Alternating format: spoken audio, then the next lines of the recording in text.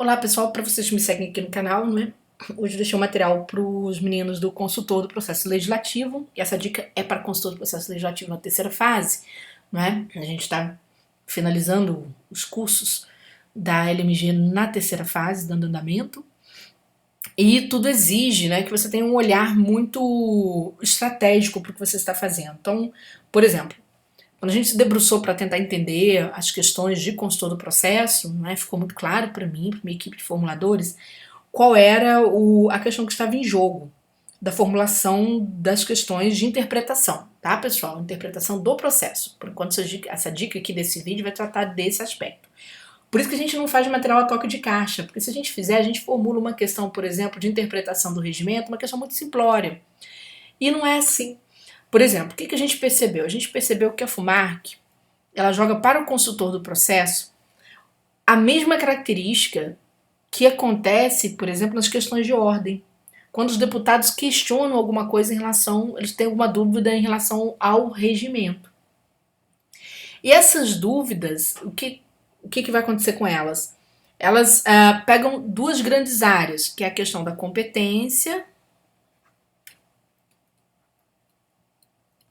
né? E você tem que olhar a competência, por exemplo, do presidente da Assembleia, competência de um presidente de comissão, competência de secretário, tá isso aí listadinho, tá, gente? Competência é assunto que pode cair na prova, sem dúvida alguma, sempre cai em prova discursiva.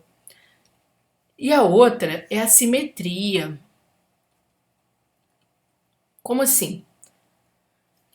Existem aspectos dentro do regimento que são aspectos simétricos.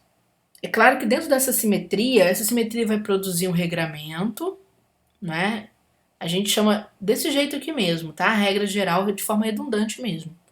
Ela produz um regramento geral para poder ordenar toda aquela espinha dorsal, né, do parlamento, mas ela terá suas especificidades. Então aqui existem, ou seja, sai geral para o específico.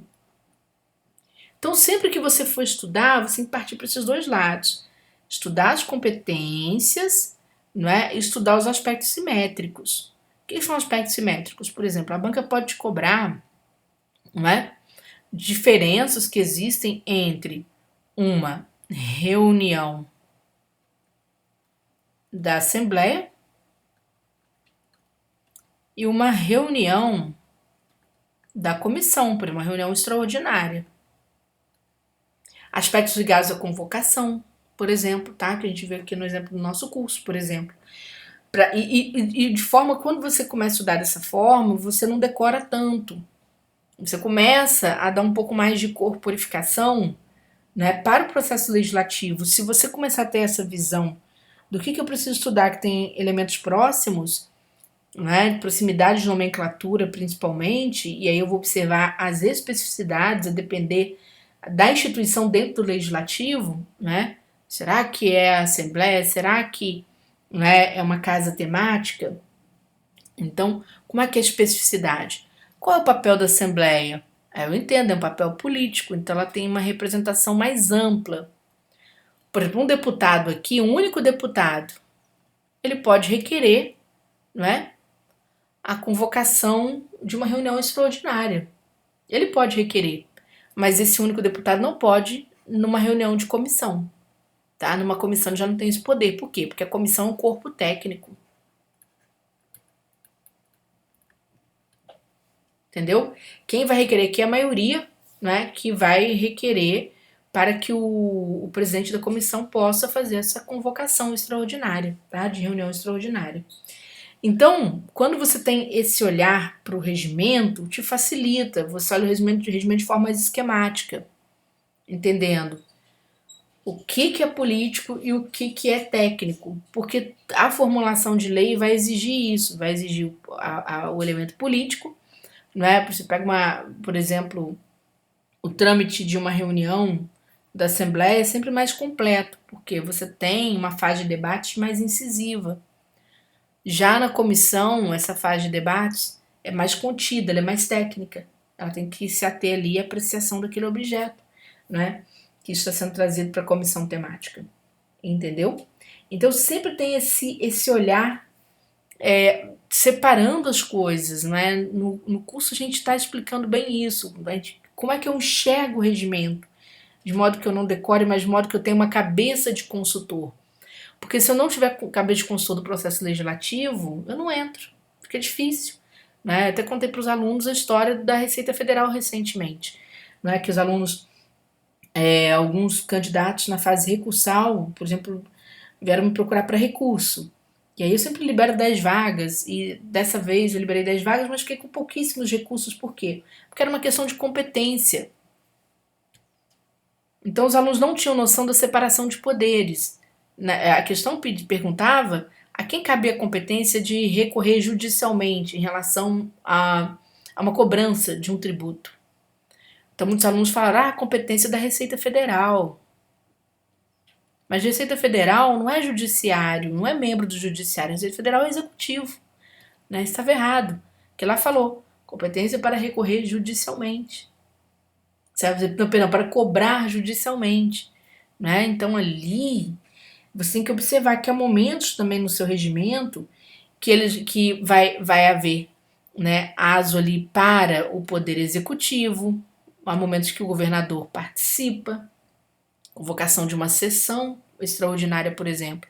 Por quê? Porque a sessão é mais ampla, a sessão é a formulação, né, é a formulação estratégica do trabalho do legislativo. Então, o governador pode convocar uma sessão, requerer, né, ele pode convocar uma sessão extraordinária, certo?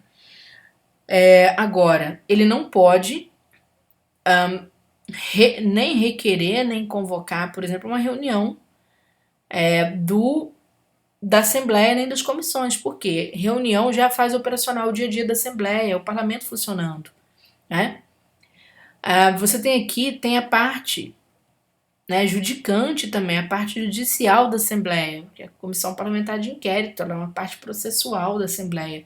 Então, ela tem regras muito específicas. Então, esse olhar, ele ajuda muito, tá, gente?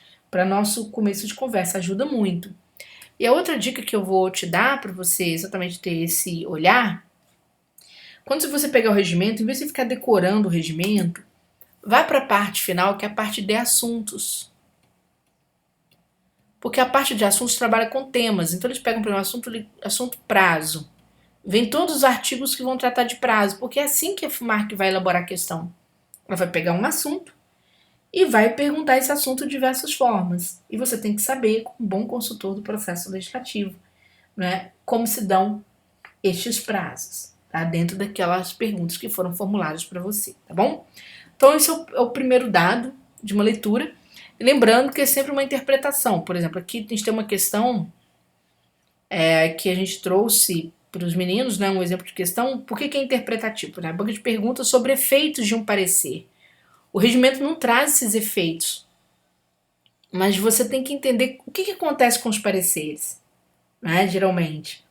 Como que eles são vistos em relação, né, à proposição que eles estão ali estudando, né? São fruto de estudo de uma proposição.